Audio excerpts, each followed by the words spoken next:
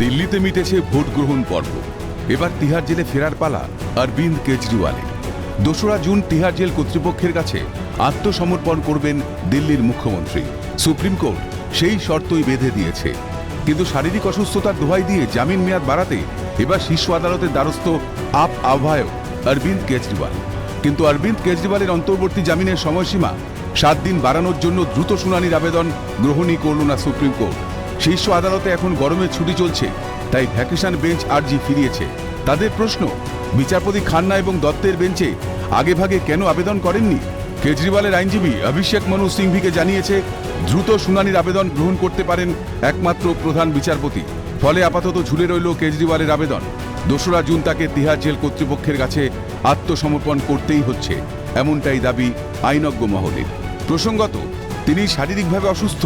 প্রতি মাসে তার 7 কেজি করে ওজন কমছে। পেট, সিটি স্ক্যান সহ চিকিৎসকরা তাকে একাধিক পরীক্ষা নিরীক্ষা দিয়েছেন। সেই কারণে 7 দিনের অতিরিক্ত সময়সীমা চেয়েছেন অরবিন্দ কেজরিওয়াল। কিন্তু ভোট গ্রহণ পর্ব, প্রচার পর্ব সাঙ্গ হলেও এখন জেলে ফিরতে অনীহা অরবিন্দ কেজরিওয়ালের, এমনটাই বলছে ওয়াকিবহাল মহল। কারণ তার জামিনের মেয়াদ আরও 1 সপ্তাহ বাড়াতে ফের দেশের শীর্ষ আদালতে দরবার করেছেন দিল্লির মুখ্যমন্ত্রী। ভোট প্রচারের স্বার্থে অরবিন্দ কেজরিওয়ালকে 10ই মে শর্তাধীনে অন্তর্বর্তী জামিন মঞ্জুর করেছিল সুপ্রিম কোর্ট। 21 দিন অর্থাৎ 1 জুন পর্যন্ত তার জামিন মঞ্জুর হয়েছে। 2রা জুন তাকে জেলে ফিরতেই হবে স্পষ্ট জানিয়ে দিয়েছে আদালত। যদিও কেজরিওয়ালের জামিনের বিরোধিতায় সরব ছিল কেন্দ্রীয় এজেন্সি ইডি। জামিন মঞ্জুরে সুপ্রিম কোর্টের যুক্তি, 21 দিন জেল না খাটলে খুব একটা অসুবিধা হবে না। নয়াদিল্লি থেকে ইন্দ্রাণী দাশগুপ্তের রিপোর্ট, ক্যালকাটা নিউজ।